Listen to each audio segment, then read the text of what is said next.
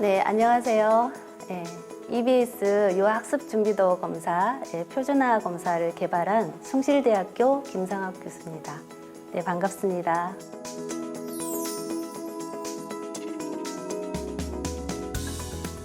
EBS에서 유아학습준비도 검사를 개발하게 된 거는요. 우리 아이들이 사실은 유치원, 어린이집 이런 유아 과정에서 초등학교의 과정으로 연계되는 학습적인 부분에 대한 전문적인 검사의 필요성이 조금 대두되었고요. 실제로 유아에 자녀를 두신 부모님들께서 우리 아이가 정말 학습에 대해서 얼마나 흥미도를 느끼고 또 학습적인 태도나 아니면 자기주도 학습에 대한 부분에 수준이 어느 정도인지를 궁금해 하세요. 현장에 나가서 부모님과 상담을 해보면 부모님들은 이러한 부분에 대해서 조금 간단하고 좀 편안하게 선별할 수 있는 검사에 대한 욕구가 높았습니다. 그래서 EBS에서 이번에 이 검사 도구를 개발하면서 우리 유아들에게 꼭 필요한 학습적인 영역이 무엇일까에 대한 고민을 많이 했고요. 그 결과로 이번에 이렇게 검사가 나오게 되었습니다.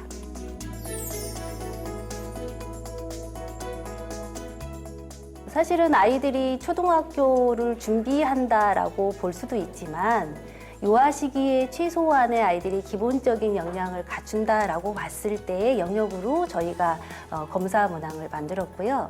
아이들은 스스로 자신이 학습에 대한 부분에 목표를 잡거나 또 이거를 또 자기 수준에 맞게끔 어쨌든 성취하는 부분에 있어서 주도적인 부분이 아직은 어렵습니다. 그렇다 보니까 부모나 아니면 선생님의 어떤 도움을 받아야 되는데요. 이러한 아이들의 개별적인 상황에 대한 특성을 저희가 점검해 줌으로써요. 우리 선생님이나 아니면 부모님들이 우리 아이가 어떠한 부분에 있어서 조금 어려움을 겪고 있고 어떠한 부분을 정말 강점으로 잘하고 있구나 이런 부분을 선별할 수 있기 때문에 좀 더 쉽게 우리 아이가 초등학교 과정에 이어지는 다양한 연속성상에 있을 때에 도움을 줄 수 있는 학습 환경을 제공할 수 있고요. 또 그것이 또 우리 아이들이 조금 편안하게 학습이라는 것을 놀이처럼 즐기고 좀 몰입하고 즐거워하는 학습 활동으로 연계시킬 수 있습니다. 이 유아학습 준비도 검사에 대한 부분은 실제로 유아 수준의 발달 상황에서 학습에 대한 전반적인 영역을 보는 검사는 우리나라에는 전무후무합니다. 실제로 이 검사가 단독일 것 같고요. 아이들의 어떤 한글이나 수, 글자 이런 부분에 어떤 인지적인 걸 보는 게 아니고 학습 심리에 대한 전반적인 부분이 들어가 있어서요. 부모님들이 내가 조금이라도 우리 아이가 학습적인 부분에 있어서 어려움이 있거나 내지는 흥미가 떨어지거나 아니면 또 일반적인 아이들도 모두 다 간단하게 실시할 수 있는 선별 검사라는 부분이 좀 특징이거든요. 그래서 편안하게 어느 부모님이든 이 검사지를 통해서 지금 우리 아이가 좀 짜증을 내는데 왜 이렇게 짜증을 내는지 또 맨날 잘한 거에 대한 자랑을 많이 하거든요. 실제로 자랑한다는 것은 자신감이 있기 때문에 학습적 자아에 대한 부분이 높은 거예요. 그래서 이런 부분에 대한 확인도 가능하시기 때문에 사실은 누구나 다 했으면 좋겠습니다. 그리고 이런 발달 검사나 이런 거는 병리적인 것을 찾지만 학습에 대한 것은 강점을 찾는 것이 가장 중요한 목표이기도 하니까요. 이 부분을 많이 사용하셨으면 좋겠습니다.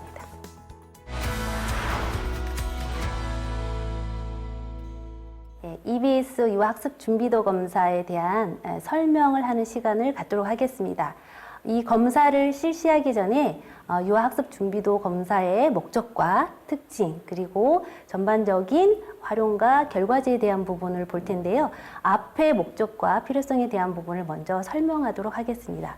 유아학습 준비도 검사가 왜 필요한지 또 사실은 실제로 유아라고 하는 어떤 발달 연령으로 보았을 때 학습에 대한 부분이 어느 정도의 수준에 이르렀을 때 이 초등학교라고 하는 곳에 입학을 했을 때 아이들이 편안하게 조금 빨리 적응이 가능할까에 대한 부분을 우리 부모님 입장에서 또 아이들의 유아 학교에서 있는 선생님 입장에서 궁금하실 수 있습니다.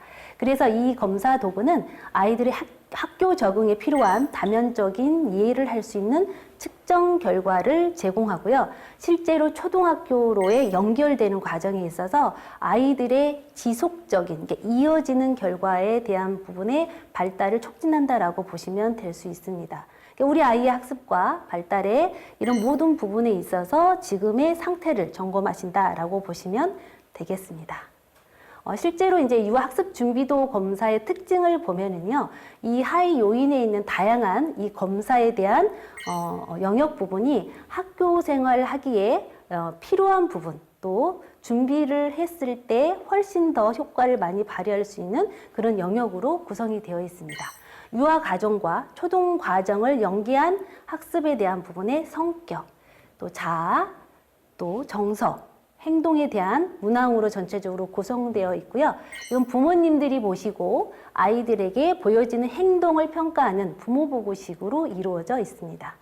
실제 이제 부모님이 보시는 그 평가 방법이 맞느냐라고 하는 부분은 아직은 유아이기 때문에요. 부모님이 평가하시는 것이 맞습니다. 그리고 저희는 표준화된 심리검사 도구에 대한 문항을 제시하기 때문에요. 타당도와 신뢰도가 높은 검사입니다. 네, 유아 학습 준비도 검사 구성에 대해서 알아보도록 할게요. 아이들의 학습 발달 수준을 고려해서 유아용으로 지금 나와 있고요. 5세에서 6세 아동에게 90문항 정도의 이런 질문을 통해서 저희가 아이들의 이런 학습 준비도에 대한 걸 평가합니다. 실제로 유아는 스스로 자신의 행동을 평가하기 어렵기 때문에 부모님이 관찰된 모습을 평가를 해주는 방식으로 나의 자녀는으로 시작해서 이렇게 평가하는 설문 문항이 제시됩니다. 요인으로는 학습 성격, 학습 자아, 그다음에 정서, 그다음 행동, 자기주도 학습 동기에 대한 내재적 동기를 측정합니다. 이 각각의 구성을 하나씩 조금 살펴보면 이 5가지에 대한 부분에 있어서 학습 성격에 대한 부분은 4가지로 그 아래 하위 요인으로 나누어지는데요. 그 부분은 주도형, 사교형, 안정형, 신중형으로 아이들이 보이는 성격 특성을 나타냅니다. 학습 자아는 학문적 자아, 또 사회적 자아, 신체적 자아를 통해서 자신이 스스로를 어떻게 지각하고 있는지 그 수준에 대해서 알아보고요. 학습 정서에 대한 부분은 무기력, 불안, 짜증. 다시 말하면 정서라는 건 짜증부터 시작을 하고요. 조금 더 불안해하다가 무기력해지는 모습을 보이거든요. 이런 것에 대한 수준을 보고 이제 마지막으로 학습 행동에 대한 부분으로 아이가 나타내는 행동 특성을 전반적으로 학습적인 어떤 하위 요인으로 체크를 해보게 됩니다. 첫 번째는 읽기, 두 번째는 쓰기, 세 번째는 집중하고 또 시간 관리하는 부분, 또 학습 환경에 대한 부분을 부모가 어느 정도 마련해 주는지, 학습 환경에 대한 부분이 학습을 할 수 있는 환경을 제공하는지에 대한 부분을 저희가 체크하게 됩니다. 그리고 내재적 동기에 대한 자기주도 학습에 대한 부분을 마지막으로 체크해서 이 유아 시기의 아이가 보이는 학습적인 태도나 수준에 대한 것을 점검하신다고 보시면 되겠습니다. 자, 이 검사를 통해서 어떻게 활용하실 건가요? 사실은 부모님이라면 나의 자녀의 성격과 이 학습의 다양한 요인들과의 관계를 좀 이해하시면 좋을 것 같습니다. 우리 아이 성격에 맞는 학습적 환경을 제공하고 아이의 정서가 많이 불안해 있으면 그거를 조절해서 아이가 편안하게 해주시고 또 이런 환경과 함께 아이들한테 적절한 학습적인 촉진을 일으킬 수 있는 다양한 교구나 경험을 하게 하심으로써 우리 아이가 이 검사에 나와 있는 것을 기반으로 해서 학습적인 부분의 수준을 높일 수 있는 아이들마다 수준을 높일 수 있는 목표를 설정할 수 있습니다. 그래서 우리 아이 발달 수준에 맞는 긍정적인 이제 공부 습관이 필요하기 때문에 이 부분에 있어서 조금 계속 반복 학습이나 아니면 아이가 흥미를 보이는 것에 있어서 조금 더 지원을 더 하는 이런 적극적인 부모님의 양육 태도는 우리 아이가 학습을 재밌게 느끼고요. 그다음에 자기주도적인 학습의 습관을 들일 수 있다라고 말씀드릴 수 있겠습니다. 이 검사를 실시하시고 많이 활용하시길 바라겠고요. 이어서 이 검사에 대한 해석하는 방법을 계속 설명드리는 시간을 갖도록 하겠습니다.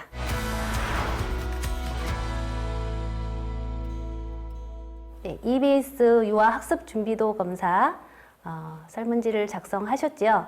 실제로 이제 부모님께서 아이들이 행동하는 모습을 관찰하시고 부모 보고식으로 이 검사에 대한 실시를 하셨을 겁니다.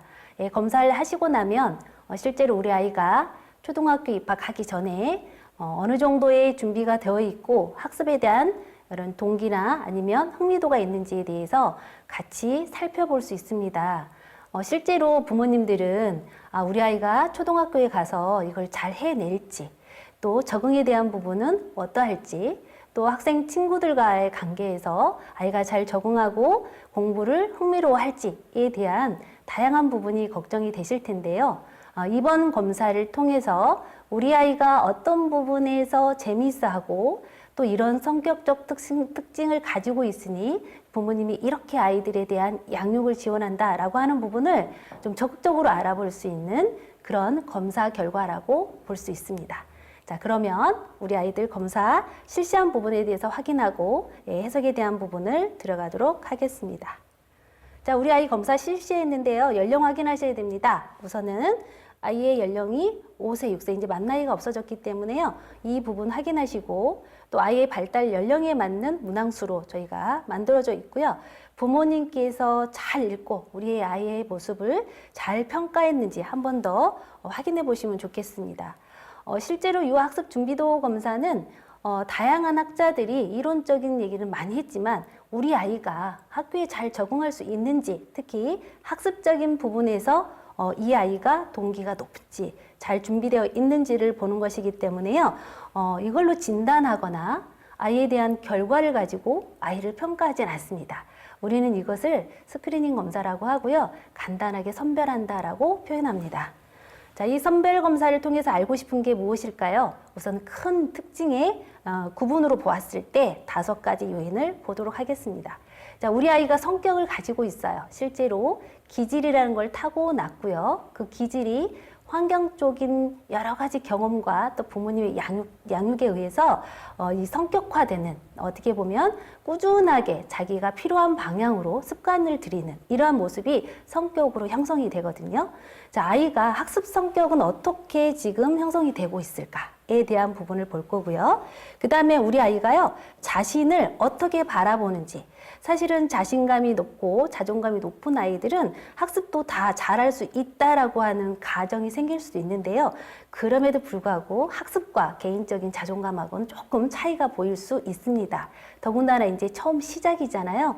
아이들이 동기가 높은데 이 내재적 동기에 대한 부분이 학습이라는 것을 만났을 때 시너지 효과가 나야 되는데 오히려 반대로 이것 때문에 자존감 또 자신감이 떨어질 수 있다는 것을 체크하시면 좋겠습니다. 세 번째로는 학습 정서입니다. 자, 우리 아이한테 많은 걸 가르쳐주고 또 알려주고 싶은 부모님과 선생님의 마음 있죠. 근데 아이들이 정서가 짜증이 나거나 또 불안하거나 또 되게 무기력해서 다운이 돼 있으면 아이들의 학습에 대한 향상은 일어날 수 없습니다. 이 부분에 대한 걸 살펴볼 예정이고요. 학습 행동과 자기주도 학습은 이 앞에 아이들의 학습적 성격, 정서를 원인으로 봤을 때 결과적인 모습으로 나타날 수 있다라고 볼 수 있겠습니다. 자, 학습 준비도 검사에 대한 유효성을 볼 텐데요. 이 부분은 부모님이 아이에 대한 평가를 하실 때 어느 정도 성실하게 또 신뢰도가 높은 검사를 실시하셨는지에 대한 평가를 하는 부분입니다. 여기에서 검사 해석에 대한 부분을 하기 이전에 반응률에 대한 부분을 확인할 거고요. 그다음 일관성 지수, 연속 동일 반응에 대한 지수를 볼 텐데 여기 보시면 문제가 없음, 주의를 요함, 또 주의를 요함이라는 이런 표시는 이렇게 이해하시면 되겠습니다.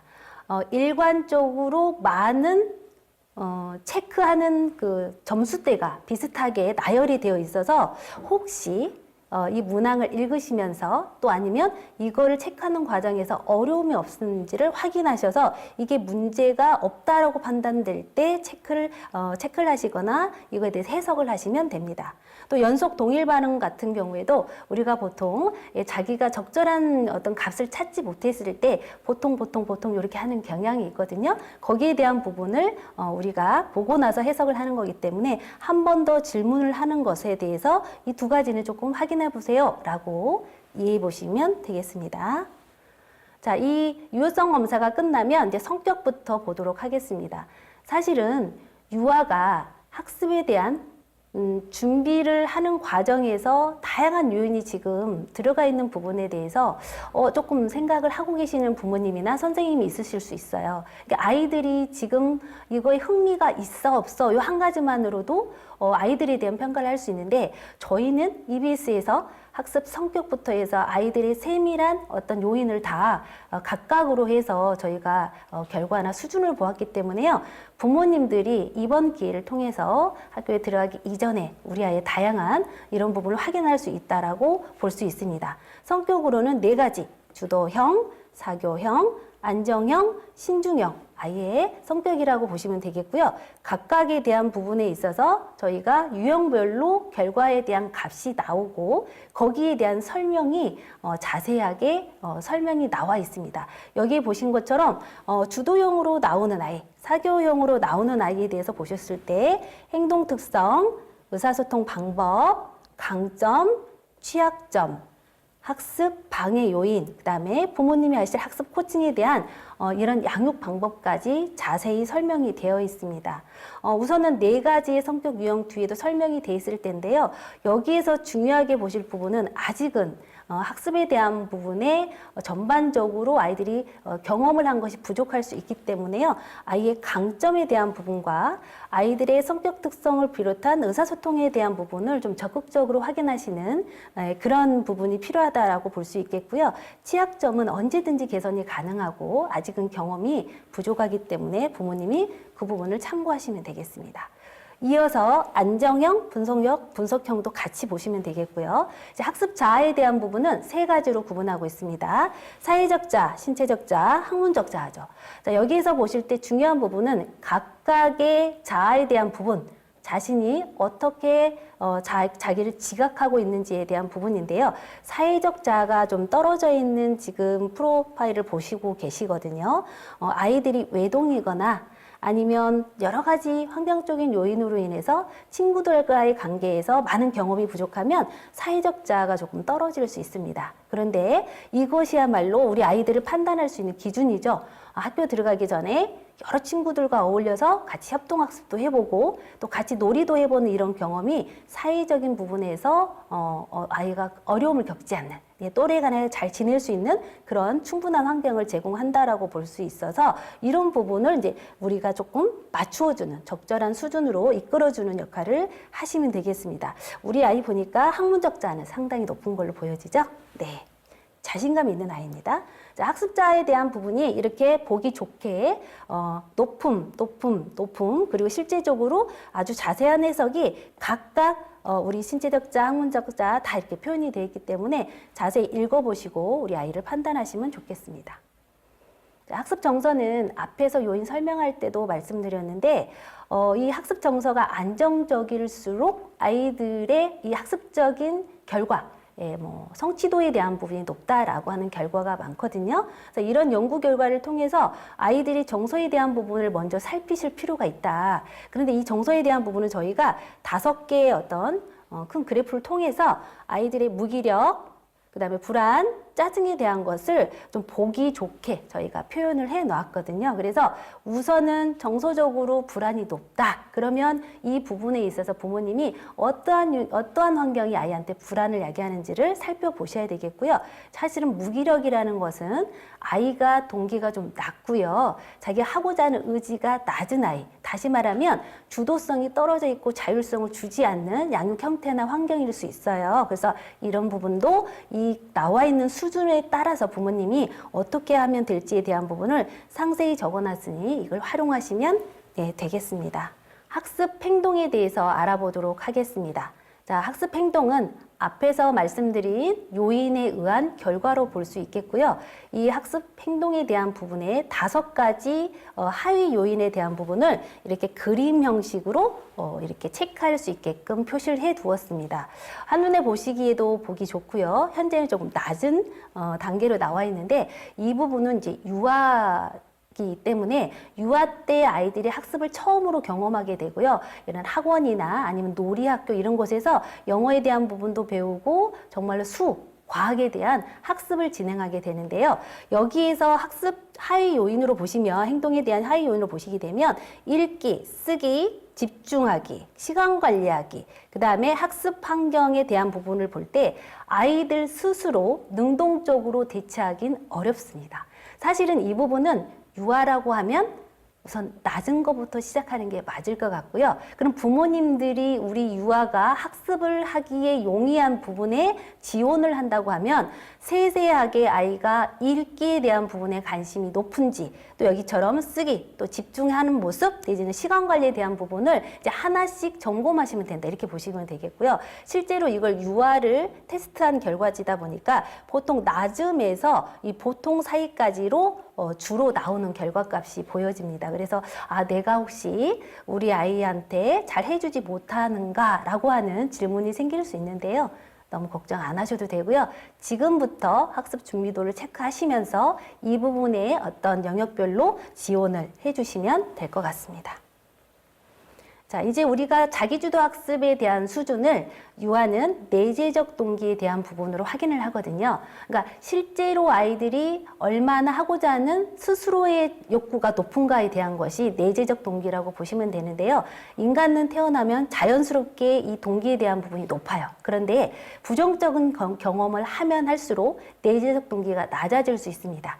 자, 이제 우리 아이 유아죠. 아이가 초등학교 가기 전에 긍정적인 경험을 많이 할 수 있도록 이 인지 발달의 기본을 가지고 학습에 대한 지원이 들어가기 때문에 아이가 긍정적인 경험을 많이 하고 그 성취도를 바탕으로 초등학교 갔을 때 친구들과의 학습에 문제 어려움이라든가 문제가 발생하지 않도록 부모님이 적극적으로 지원해 주셔야 될 것 같습니다. 자, 내재적 동기는 기본적으로 높을 수 있어요. 또 부모님과의 관계가 좋으면 이것에 대한 부분을 계속 초등학교까지 이어서 아이가 성취도를 느낄 수 있도록 해 주시는 부분이 필요하다고 하겠습니다.